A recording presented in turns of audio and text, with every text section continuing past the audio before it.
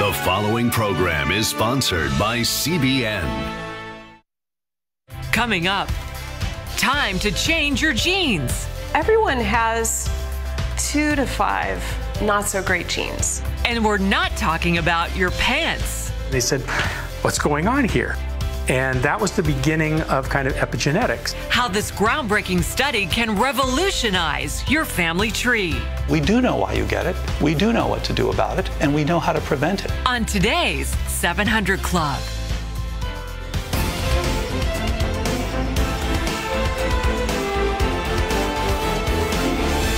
Well, welcome, folks, to this edition of the 700 Club. As Christmas is getting closer, we've got all kinds of interesting things for you today. We've got a dynamite revelation of what happened in Sodom and Gomorrah. You don't want to miss that. But you also don't want to miss the fact that our buddy, Joe Bastardi, he told you what was going to happen, and it has happened.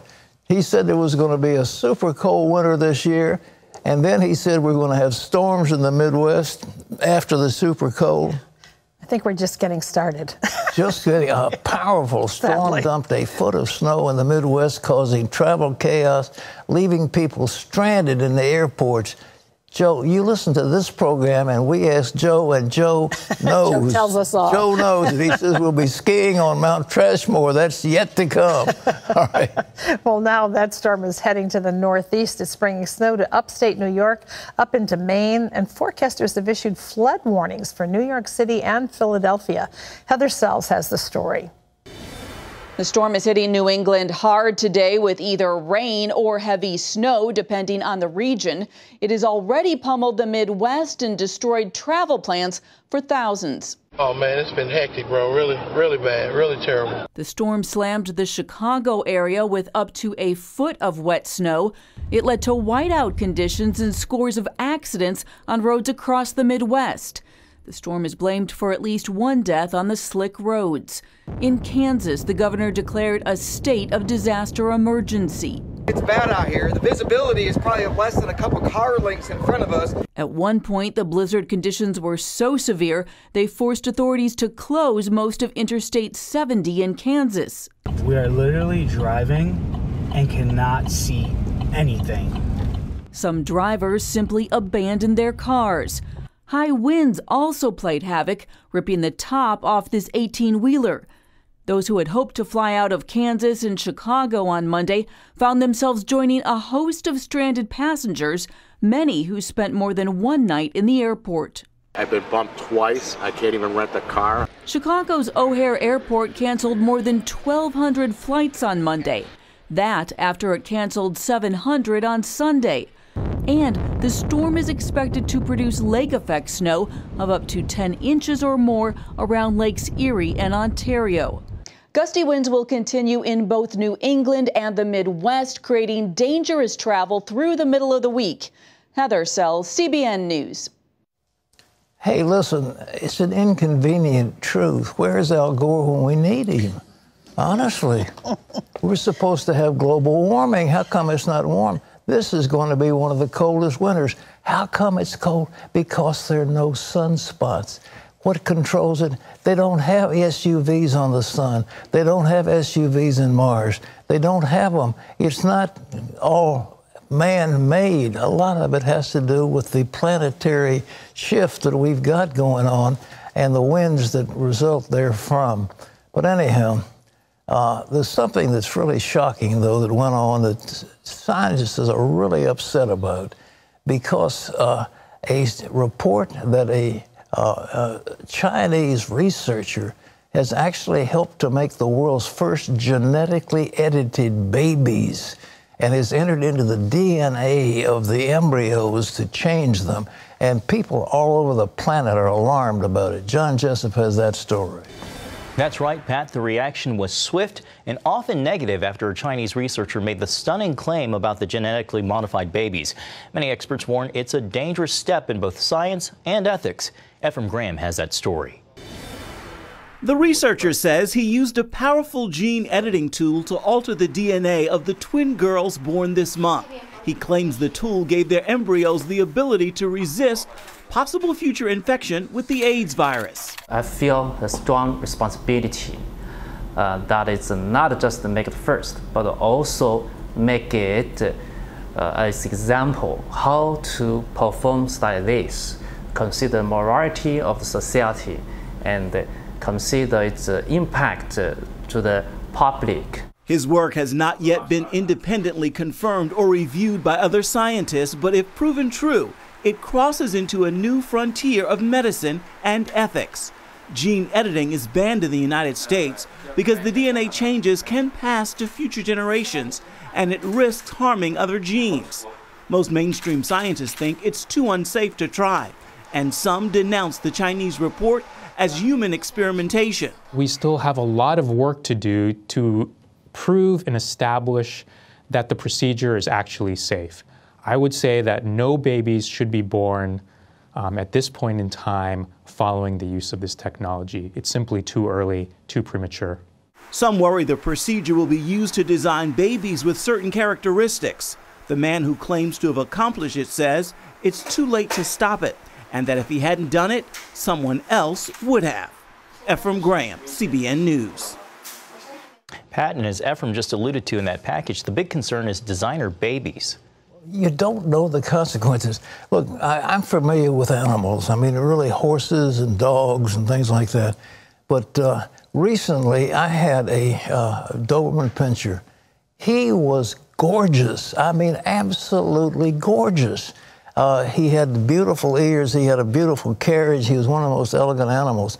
But what happened was he'd been interbred with various other dogs of the same line. And when he got to be about 5 or 6 years old, he developed a very rare bone disease, and he began to, show symptoms of problems. And before long, I think he had to be put down because they didn't realize what you do when you play God with the genetic makeup of animals and human beings. Now, they're cloning these horses. They've got these polo ponies they're cloning, and you can't tell the difference. Well, that is a replica of the same thing. You're not trying to change it, but you're just trying to reproduce it. But we're going to be talking about epigenetics, and that's a totally different thing where you can alter the behavior of your genes, which isn't the same thing as gene editing, but it's something that we've got to be so careful of because, again, you find more and more dogs that have these hip problems and they have all kinds of problems. And you have the same thing with horses or cattle or whatever. They interbreed. They think they know what they're doing. They say, well, we want to get prettier ears. We want to get prettier nostrils. We want to get better flanks or whatever they want to get. And then they wind up not realizing that they have bred into that animal serious genetic problems, and we don't want to have that happen with human beings. John. Of interview, U.S. Ambassador to Israel David Friedman tells CBN News why President Trump's decision to move the U.S. Embassy to Jerusalem was so significant. First and foremost, it was the day that I think the United States put itself on the right side of history. I would suggest maybe your audience might agree with me, put itself on the right side of God. Mm-hmm. It was the day that we recognized really one of the great historical truths of our time. The fact is that everybody recognized Jerusalem was the capital of Israel, but no one did anything about it. President Trump closed the deal. He sided with the truth, and I think that decision has now resonated throughout his foreign policy in all kinds of directions, and I think it was just an extraordinarily important decision for the United States. And we'll have more Chris Mitchell's interview with Ambassador Friedman on tomorrow's 700 Club and on CBNNews.com. They'll discuss the Trump administration's upcoming peace plan, the growing danger from Iran, and why evangelical support for Israel is so important. Well, NASA's InSight lander not only touched down safely on Mars Monday, it quickly sent back a clear picture of the planet's surface to Earth. The picture was speckled with dirt because the dust cover was still on the lander's camera. Better photos are expected in the days ahead. The NASA spacecraft landed after a perilous supersonic plunge through the planet's red skies after traveling 100 million miles to get there. It was the first successful land on Mars in 6 years. The probe is designed to drill down into the interior of the red planet. Well, could a meteor have destroyed Sodom and Gomorrah? Archaeologists believe they have found evidence of an explosion resulting from a low-altitude meteor strike 3,700 years ago in an area in Jordan. It may have been responsible for destroying cities, villages, and farmland. The director of scientific analysis at the excavation project in Jordan told Science News the explosion instantly killed 40,000 to 65,000 people and that the temperature from the explosion could have been as hot as the surface of the sun. It took 600 years for the soil to recover before civilization could return to the area. A Biblical Archaeology Review article in 2013 suggested the area is a strong candidate for the location of the ancient city of Sodom. You can find more about how this explosion fits the biblical description of Sodom's destruction on cbnnews.com. Pat, back to you. Isn't that amazing? Sodom and Gomorrah, everybody figured, oh, it was just a myth, and now we've got scientific proof that it wasn't a lightning bolt, and it wasn't something in the earth. It was actually a meteor, and it was so intense that it melted the sand and it became like glass. I mean, as hot as the sun, and thousands of people died. And, you know, I was thinking about Lot's wife. It says she looked back. Well, I don't think she just turned around and glanced. I think she was lingering and taking her time, because the angel said, get out of that city as fast as you can and head to the mountains.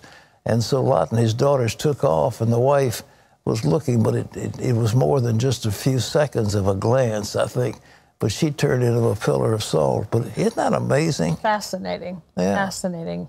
We get more and more reports, you know, each year about things that prove verify the Bible. accuracy. Everybody said, oh, it's a bunch of myths. Well, it's not myth, it's fact. And this was, but can you imagine? We thought that some of the sulfur in the area had exploded maybe, but this isn't an explosion. It's an explosion from outer space with tremendous power and unbelievable heat, and killed 40,000, 50,000 people in that whole area. I mean, it wasn't just a little bit.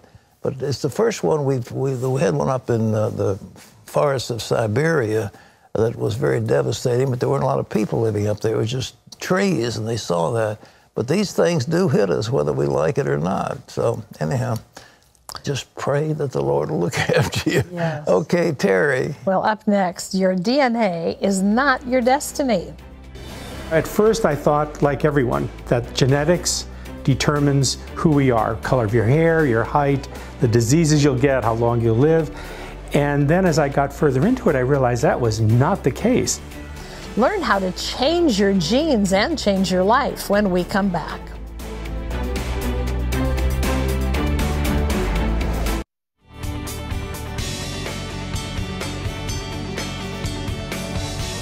Do you have a uncle or an uncle or a grandmother or an aunt or somebody that's got some kind of a disease, and you look back at the family's medical history and you say, I wonder if I have inherited some serious genetic problems like heart disease or diabetes or even cancer? Well, there's some real good news for all of us. Your genes don't have to control your life. Through your behavior, you can turn your genes on or off, and it's called epigenetics. Epigenetics, it is the cutting edge of medicine right now, and our health reporter, Laurie Johnson, is going to explain more about this new science. If you wish your ancestors gave you better DNA, you're not alone. Epigenetics expert Dr. Sara Gottfried says we could all use an upgrade in that department. I've tested a lot of people over the past 12 years in terms of genomics, and everyone has 2 to 5 not so great genes. Including herself. I happen to have a problem with genes related to weight gain. So I have one gene in particular called the fatso gene, FTO, and it just makes me programmed to be about 200 pounds no matter what I do. But as you can see, Dr. Gottfried silenced it. So one of the ways of turning the switch off for the FTO gene is to eat a low-carb diet, kind of the right amount of carbs, mostly from vegetables. The other thing that I do is I exercise for a minimum of 30 to 60 minutes a day. So high-intensity interval training is really good for me in terms of silencing this gene and making sure that it's not raising my body mass index and making me fatter. Some people are afraid to take these DNA tests because they don't want to know if they have a bad gene like the one for Alzheimer's. But many experts say it's better to know because there are ways to silence these genes. For instance, in his book, The End of Alzheimer's, researcher Dr. Dale Bredesen lists dozens of lifestyle changes that have proven effective in squelching the Alzheimer's gene for hundreds of patients. If there are specific exposures, you want to get rid of those. If there are specific nutritional changes, you want to address those. If there are hormonal changes, you want to address those. If there are inflammatory changes, address those. For example, eating a low-sugar diet, taking certain supplements like curcumin, and avoiding neurotoxic chemicals such as synthetic fragrances. Alzheimer's disease is no longer a mystery. You don't have to say, we don't know why you get it, we don't know what to do about it. We do know why you get it, we do know what to do about it, and we know how to prevent it. In his book, Change Your Genes, Change Your Life, Dr. Kenneth Pelletier says DNA is not our destiny. At first, I thought, like everyone, that genetics determines who we are. Color of your hair, your height, the diseases you'll get, how long you'll live. And then as I got further into it, I realized that was not the case. For example, twins with the same genes but different lifestyles often experience different health outcomes. So there may be a 40% that one twin will have heart disease, but not the other. It's very low with cancer, maybe 30%. So all of these very strong genetic pushes for major diseases were not showing up in the twin studies. And they said, what's going on here? And that was the beginning of kind of epigenetics. So when it comes to our genes, our behavior can carry consequences for ourselves and our ancestors.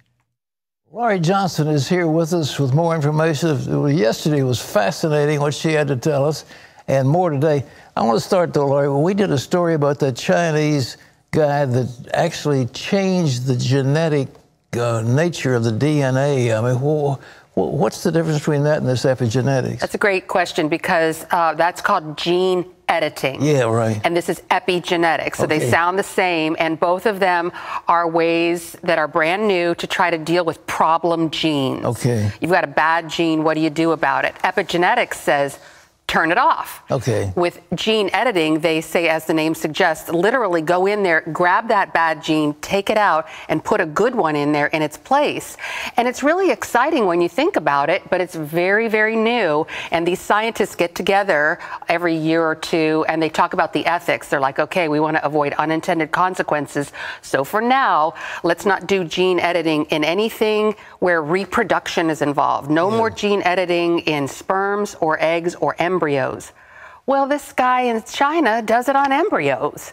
So basically what he did was he inserted in these embryos a gene that resists the HIV virus, which sounds great, right? But again, unintended consequences. Now they're saying, oh, wait, but it makes you more susceptible to the West Nile virus. And oh, by the way, you know, there are ways of not getting HIV as it exists. As it turns out, this embryo, these twins that were born, the father has the HIV virus and didn't want to pass it along to his children. The mother didn't have it.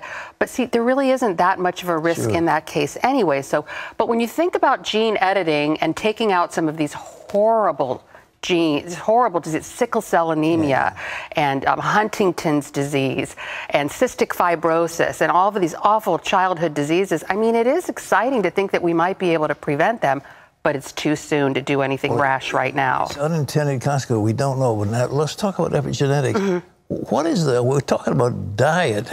Well, we have had a wonderful series on gut flora. I mean, it really was a winner. Right. And is that something that's tied into epigenetics? Right. So for folks who didn't, shame on you if you weren't watching our series on gut flora. But gut flora is all the good and bad bacteria in your gut, in your intestines. Right. And again, brand new stuff. And now scientists find out that we need to have those good bacteria in our intestines. So we need to really watch it when we're killing them with antibiotics. Yeah. Antibiotics save lives, but we use them too much. And artificial sweeteners. Oh, artificial sweeteners are just so bad. Of course, Organic stevia is okay. That's not really an artificial sweetener, but so that we need to get those good bacteria in there. And now they're saying that having those good bacteria and that right balance of good and bad bacteria, that affects your epigenome. In other words, having the right good balance of good and bad bacteria turns on your good genes and silences your bad genes. And again, that's what epigenetics is. Brand new stuff. You're going to be hearing about it for years to come. And so remember, you heard it on the 700 Club first. Now, again, we talked about the Mendelian law, and everybody figured your genes are fixed. Right. You've got blue-eyed genes, you've got brown-eyed genes, you've got, giant genes and small genes and everything. And this gene is determined the rest of your life. You can't change it. Right. Now, epigenetics says you can get something on top of those and you can control how they behave. Absolutely. Well, is diet a part of that, the way you... Diet is a huge part of it. We have about 20,000 genes. Only about 10% of them are fixed, like eye color. Right. There's nothing you can do to change that. But the other ones, you can turn them on and off. And it's kind of like a light switch. You know, you've got your light bulb and you've got your wires. But if you flick the switch, that really determines whether or not it goes on or off. Same things with our genes. It's more like a dimmer switch, though. It's not on or off. It's kind of on, kind of off. There are lots of genes that govern certain things. For example, weight gain. There are lots of genes. There's not just one gene for weight gain, but we know that there are genes for, like, BRCA is the breast cancer gene, APOE is the Alzheimer's gene, MTHFR, that's one of the weight gain genes, the FTSO. It goes on and on. Let's take Alzheimer's. It's a dreadful thing. Somebody that has it, they're like condemned to a silent death. It's a horrible thing. Right. But you say there's a gene that affects those plaques, those amyloid plaques? Right, and people who have Alzheimer's in their family, they know they've probably got the gene because all their aunts and uncles had Alzheimer's and died of it. But you're right, it's called the APOE gene, and you can get tested for it. And this is a wonderful, wonderful book called The End of Alzheimer's. I highly recommend it.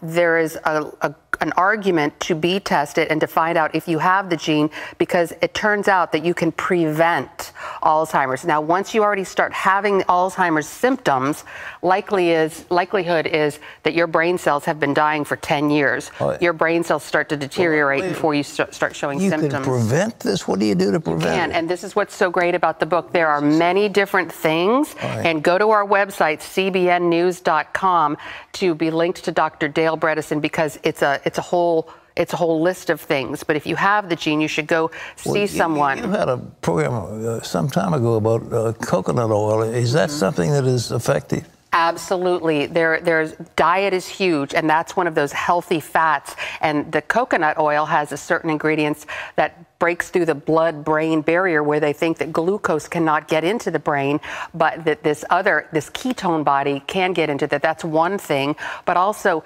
they know that sugar and carbohydrates and processed foods make it worse. So you have to stop eating those things. And this is true for not just Alzheimer's, but really so many other genes. So as you were talking about earlier, one way to turn on your good genes and turn off your bad genes is to watch your diet. Avoid sugar. Sugar is not good for almost any epigenetic situation. Avoiding processed foods, all those awful weird chemicals that we see in processed foods, like the MSG, and then eat plenty of vegetables. You got to get those good nutrients in there. You know, we did a thing on soup, and I mean, I just held up the cans, and I understand one soup company was actually changing because they put MSG in the soup. And they were the very famous soup that everybody knows about, and Progresso didn't have any MSG. And MSG is monosodium glutamate. What did that do to you? It's a neurotoxin. Right. And so it messes with your brain cells. So stay away from that. And there are lots of other neurotoxins out there too, including artificial fragrances. So those plug-ins and the perfumes and the things that all those artificial fragrances, those have been shown to be neurotoxins also. Well, now you talk about these are precursors to Alzheimer's? Yes. And so, but also they're also bad for a lot of other genetic abnormalities. So we need to get these toxins out of our lives. There are toxins in the foods, but there are toxins in our our cleaning supplies. Probably the biggest toxin is cigarettes. So you got to stop smoking. Pesticides, which we find in non-organic foods, and then chemicals, like I said, in your cleaning, and even in our water. We've got fluoride, we've got chlorine. So you want to try to we can't get rid of all the toxins, but we want to try to reduce the amount of toxins that we take in. And one way to get toxins out of our body is to sweat. Sweat is a great detox. So whether you're going in a sauna every day and sweating, that's really good for you to get those toxins out, or better yet, go to the gym and sweat. And you know, they're saying, we talk about the importance of diet, and we talk about the importance of getting toxins out of our lives, but probably equally as important, if not more important, is lowering our stress. We know without question that stress is one of the deadliest things, whether we're talking about epigenetics or heart disease or anything else. And really, we talked about stress a little bit yesterday. You want to sleep more, exercise, but this is something that we talked about yesterday, stress. And well, first of all, the opposite of stress is peace. Yeah. And so if you want to get stress out of your life, don't focus so much about the circumstances, but you need Jesus. Amen. You know, Jesus is the Prince of Peace. And Jesus says that his peace will fill us in spite of all the storms in our lives. And the Bible talks about all these things, and Jesus admonishes us to not to worry, to forgive, to be grateful, to love our enemies. All these things have later, thousands of years later, been shown to really reduce our stress level. Well, now, again, the stress, a woman is pregnant and there's stress put on her for one cause or the other. Now, that will affect the genes of her, not only her unborn children, but the grandchildren. The grandchildren, the great-grandchildren, all the way down the line. It was, because stress, we know, turns on those bad genes and it turns off the good ones. Stress kills, and you're right, it does, especially if you're pregnant. And then also stress is, newborns are also very susceptible to stressors. Science has shown that newborns who are stressed out, in other words, deprived of love, that those epigenetic markers are turned on for bad genes and carries with them all through their lives. Well, we're talking about children, grandchildren, great-grandchildren, down many generations. Those mice, what was it, 14 generations, they've found that that epigenetic changes are carried through different generations. Well, is there any wonder we've got all this cancer and this? We live in a stressed-out economy. Right. Everything about this is stressful, you know. Right. Even you start the day and you turn on the TV and all of a sudden you're barraged with all this bad news, and it goes through all day long. Right, exactly. I do believe we have a more stressful society, a more caustic society. We're pitted against each other. I believe that the devil, he's behind this, and he lies to us and he deceives us and makes us think that other people are our enemies, and then we're divided and then we're destroyed. This Facebook stuff, I mean, you know, people put all these intimate details about themselves, and they wonder why people make fun of them, and they put it out there, then everybody has a shot at them, and they start putting all these terrible things out, and they said, well, you see, how many likes do I have, how many non-likes, how many unfriends, I mean, all that nonsense. I don't do any of that, thank the Lord. Well, you know, they just recently completed some studies that shows people who are on social media, their anxiety level goes up, their stress level goes up, their incidence of depression and suicide also goes up. So I actually stopped, you know, my social media as well. Well, I'm not on that, thank the Lord, and I don't intend to be. But you know, people, I mean, they've got email, and I've got to read my emails. Well, you know. Well, what are the emails? Well, I just want to let you know I'm having dinner at such and such a restaurant, and it was really good. I mean, I've got to spend time reading that nonsense, and people do that. There are thousands of those things, and everybody's got to read their email. So, I mean, if this causes cancer, though, doesn't it? It really does, and the studies are, they're without question that the things that we learn about in the Bible, forgiveness, love. I mean, Jesus tells us not to worry. And a lot of people think, you know, oh, I'll reduce my stress when I stop working at this place, or when I stop having to battle the traffic, or when I'm happily married, or when my kids stop misbehaving. That's never going to happen. But, you know, I always come on here and I show all these books, Change Your Genes, Change Your Life. But this book right here, this is the book. If you want to learn how to relieve stress, this is the book. Good for you. Matthew 5, especially. If you're not familiar with the Bible, go to the Sermon on the Mount, where Jesus says, do not worry, love your enemy.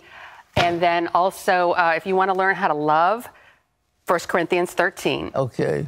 That, and you look at what's in 1 Corinthians 13 when Paul talks about loving, it's not keeping record of wrong. That's right. Not seeking your own will, and being patient, forgiving, being kind, not boasting, laying aside pride. All these things lower stress. And if we lower stress, what we're talking about, we will actually change the genetic quality of our lives and our children and our grandchildren, and possibly to the 13th generation. Right, and we talk about how important nutrition is, and it is. Yeah. But I think in the future, because it's hard to quantify stress. Yeah. It's sometimes hard to measure it and study it. But I think now in the future, we're going to see more that stress plays more of a role in our health. And the more scientists learn about stress, the more they realize how deadly it really is. Well, it's amazing. You know, the Jews they say shalom. Yes. That's the greeting, which means peace. The Arabs, salam, is the same thing. Mm-hmm. So the greeting is peace. You know, that's the appropriate greeting. Mm-hmm. And Jerusalem is the city of peace. Mm-hmm. Mm-hmm. And peace is the opposite of stress. Right. And Jesus is the Prince of Peace. Just remember that. God bless you. Ladies and gentlemen, turn off the bad genes. You don't want to have Alzheimer's. You don't want to have arthritis. You don't want to have spastic colon. You don't want to have these horrible things. So listen to Lori, and we're trying to tell you how you can have a happy, healthy life. In the meantime, have a Merry Christmas. God bless all of you. Thanks, Lori. You're terrific. It's my pleasure. All right. Terry, are you at peace? Peace? Now, how can I send you a shalom greeting if you're not even on Facebook? I can't even unfriend you. Well, coming up, newlyweds who were spending money faster than they were making it. I think I was feeling entitled because I never had anything growing up. We were at that time in our life where we were working and we deserved it. Watch what happens after this couple winds up with $20,000 of credit card debt.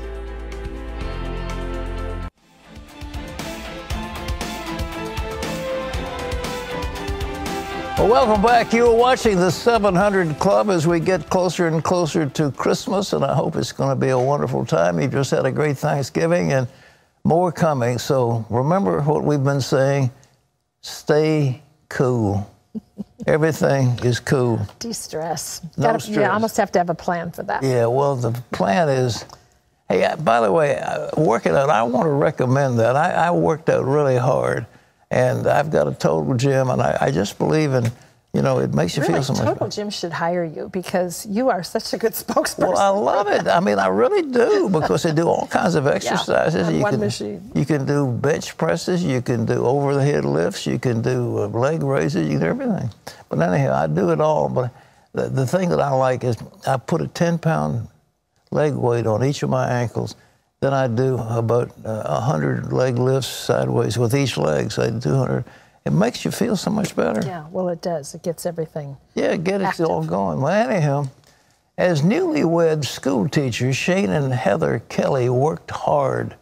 They also played hard. And while they were playing, they spent all the money they earned.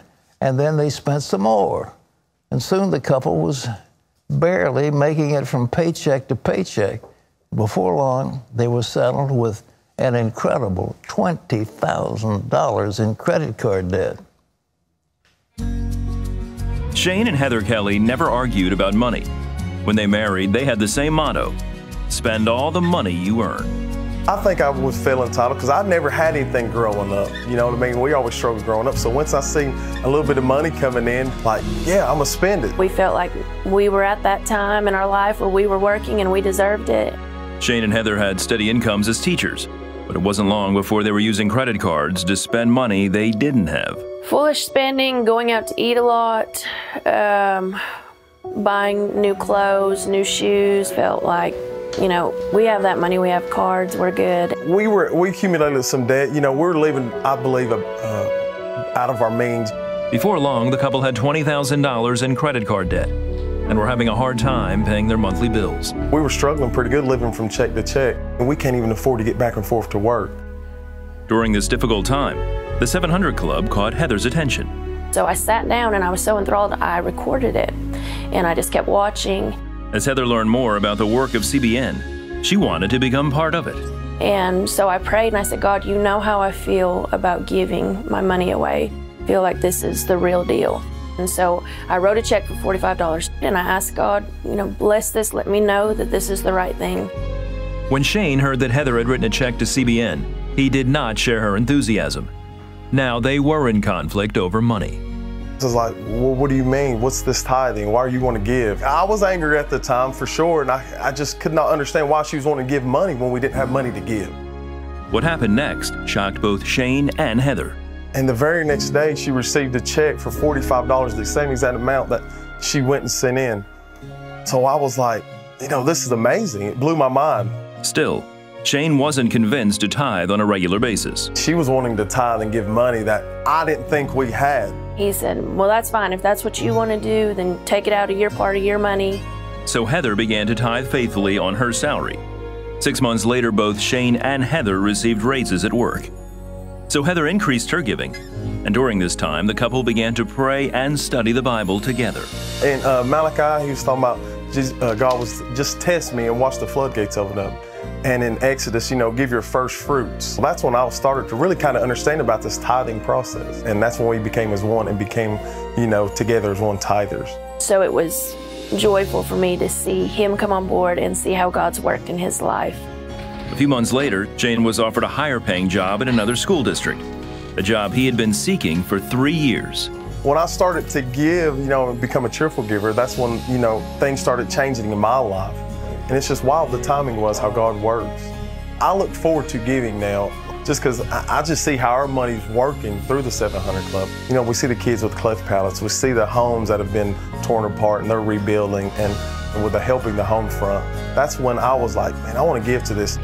Today, the Kellys have had several pay increases in the last few years. They're almost debt-free, and now they're saving for the future. I promise you, God is faithful on this. If just test him and try him, like the Bible says, and see what he does for you and how the floodgates open. I just would encourage people to tithe and, you know, take that leap of faith and see how God can work in your life and in your family's life. Isn't that amazing? God's good. He said, you know, Jesus said, give it, it'll be given unto you, pressed down, good measure, running over, will men heap into your bosom. It's abundance. And, you know, you live in poverty, you live in trouble, and you've got all these debts and you're overspending. Well, you need a budget, obviously. You need to have some control of yourself, but at the same time, when you give, God will bless you. Now, we've had something last week called Giveback Tuesday. Today's the final day. Today's the final day, and so we're encouraging people to write a check to CBN to say, look, help us help others, because we're helping millions of people all around the world. Operation Blessing has helped about 300 million people with food, with clothing, with medical, with water, with all these things we do. People suffer, but God will bless you when you look after those less fortunate. So Giveback Tuesday, last day, so now's the chance. Sit down and write a check, CBN Center, Virginia Beach, Virginia, and let's enjoy the holidays because we've helped somebody else. All right. Well, when you give to others through the 700 Club, literally you are helping people all over the world. People like this little boy from Tanzania named David. It's so easy to see why this 3-year-old won't slow down. He's making up for lost time. For his entire life, David couldn't walk or he couldn't even stand. But thanks to CBN partners, he's now taking his first steps. Take a look. 3-year-old David has club feet and has never been able to walk. I carry him everywhere, even while I do my farm work. I worry about him because if he cannot walk, he cannot work. I pray constantly that God will help him. When David's mother heard about Plaster House, a ministry supported by CBN, she and David traveled cross-country by bus to come to us. I was really nervous, but when I arrived, I saw many other parents with children like mine. I knew this place was an answer from the Lord. We paid for David's surgery and casts and provided him and his mother with a place to stay and everything they needed during his recovery. Being here is like being on holiday. We get lots of rest. It has completely changed my son's life. David just fell asleep in my arms, and I can feel his legs like moving back and forth. I think he might be dreaming about walking. Soon the casts came off. At night, for the next few years, he'll wear corrective shoes that will completely straighten his feet. But already, David is up and running. The day David walked for the first time, I felt like he could now finally spread his wings like a bird and fly. It's hard for me to keep up with him now. I arrived carrying him, and now he can run and play. I thank God for this miracle. May God bless you for helping us. Can you imagine how exciting it is for this little boy to be able to do what all the other kids around him are doing, but he was never able to do? And how gratifying it must be to his mom to see her son doing that. Well, you made that possible if you're a 700 Club member. One of the reasons Pat and I are talking to you about Giveback Tuesday ending today is because it's a day when you and I can make a life-changing difference for many people in need. Today, CBN partners are going to match your gift dollar for dollar as part of our Giveback Tuesday campaign. That means your donation is going to go twice as far today, and even more people around the world are going to receive food, clean water, education, medical care like you just saw for David. So be a part of that. Call us. Our number's toll free. It's 1-800-700-7000, or you can give by logging on to cbn.com. And this holiday season, remember to give back, because so many people here in the United States and around the world need our help. Join with us, won't you? We thank you in advance. Well, up next, we've got your email. A viewer wants to know, can a person be punished by God for the same sin that was placed upon Jesus? Wouldn't that be double jeopardy? Well, your questions are going to get some honest answers after this.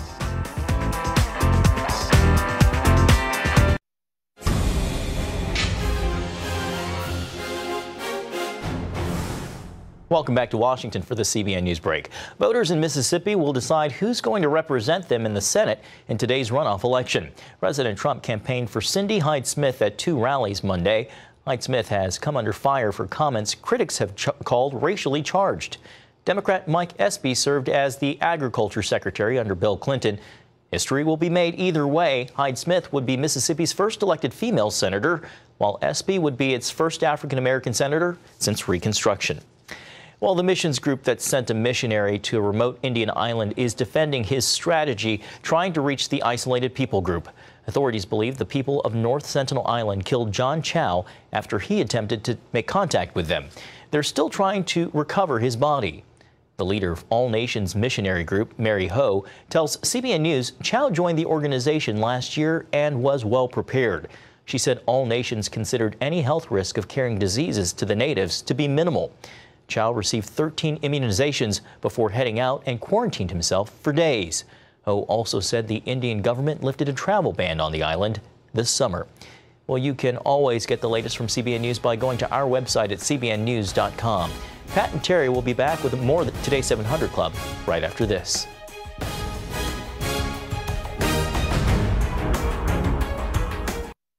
Well, time for some questions. It is. This first one, Pat, comes from a viewer who says, can a person be punished by God for the same sin that was placed upon Jesus? Wouldn't that be double jeopardy?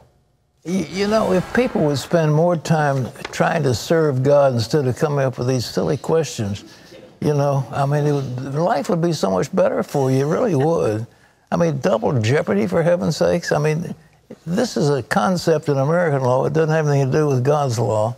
And this is ridiculous. But we have to receive the forgiveness Jesus offers. Of course you do. I mean, you know, his death. You're not cleansed of all the sins in the world because he bore the penalty. But as Terry said, you have to accept it, you have to receive him, and you have to be born again, okay?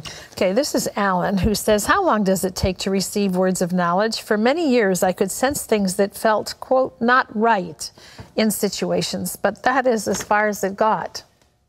I don't think we're talking about a long period of time. As we're praying, the Lord will just give something to us, and it's through your senses. It's not something you can smell, taste, or touch like, the five senses. But it's a word that comes from the Holy Spirit. And there's a word of wisdom that has to do with the future. But it's instantaneous. You ask how long, it ought to be right away, all right? Okay, this is Amber, who says, I wonder if Calvinism is true or false. Well, I mean, John Calvin was a great theologian. He was in Geneva, and he was the author of many of the Protestant denominations. His institutions of the Christian religion are fantastic. But he had some concepts about predestination that I don't necessarily agree with. So, because there's a whole body of theology doesn't mean that it's false or true. It means there's certain things you might disagree with. You might disagree with Arminianism, with what Wesley taught. You might, there have been disputes, but this isn't the kind of thing people will kill themselves over to say he's right or he's wrong. He was a great theologian, but in my opinion, there were some areas that I disagree with him, okay? This is a viewer who says, Dear Pat, in Mark 9:41, Jesus says, for whosoever shall give you a cup of water to drink in my name, because ye belong to Christ, verily I say unto you, he shall not lose his reward. Also, Apostle Paul speaks of gaining rewards based on what was done in the body, whether good or evil. But isn't our spirit saved, our mind being renewed, and our bodies soon to be redeemed? How can our flesh determine our spiritual rewards? Can we lose a reward according to these words of Jesus? Look, heaven is a big place. And there are various areas, the closer you get to God. And the so-called beatific vision are those that see the Lord and they're in his presence. So I think the greatest reward in heaven is those who are closer to God. And I think that those who, are, not fulfilling his will here on earth, are going to have a problem. And those who seek diligently to do the will of God will have in heaven, which is huge, a little closer vision of God. And I think that's what the reward is. I don't know what else, because he's going to give, we'll govern the angels, the Bible says. We'll judge the angels. So maybe the position of who you get to judge and things like that might be one of the rewards. I don't know. God's infinite, and heaven is infinite, and it's going to be wonderful. So, as they say, don't sweat the small stuff, okay? All right. Okay, this is Wayne, who says, I saw your show on gut health and how it can affect dementia and Parkinson's. My pastor has Parkinson's, but will not listen to what I've told him about what I saw on the 700 Club. He wants to see proof. He won't even consider trying the bone broth or researching any of the other natural remedies that might help him. What can I do or say to get him to at least try these methods? Well, if he's, it's like John Wesley said, what can I say to this man seeing that he's a ship captain and already made up his mind? This guy's already made up his mind. Why do you try to change him? I want to point out this gut flora thing will not cure Parkinson's. It will keep you from getting some of these things because it will create a healthy condition in your body which is no longer subject to some of the autoimmune diseases that come upon you, such as Parkinson's. But I don't think that it's a cure. I don't think Laurie has ever intended that this would be considered a cure. But if a guy won't listen to health and nutrition, I mean, he's just blinded. And what are you going to say?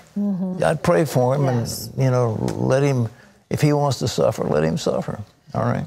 Marcia says, when we die and artificial means are used to bring us back, what does the Bible say about that? Well, in the Bible, they didn't have artificial means. The Lord touched them and brought them back to life. But again, there's a resurrection, which is when Jesus comes back and our bodies will be resurrected. There are resuscitations that take place when people have momentary, they're out, and then they're brought back because of injections in the heart or manipulation or what have you. I don't know if the Bible says anything about it. You really haven't died.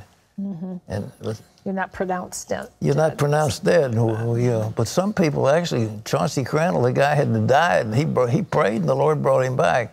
But what does the Bible say about it? The Bible says that Jesus is all-powerful. Well, today's power minute is from Psalm 30. O Lord, my God, I cried out to you, and you healed me. Well, tomorrow, a rising rock star almost drives his car off a cliff. You don't want to miss that. And for Terry and all of us, this is Pat Robertson. Thank you so much for being with us, and may the Lord bless you as you live for him day by day. We'll see you tomorrow. Bye-bye.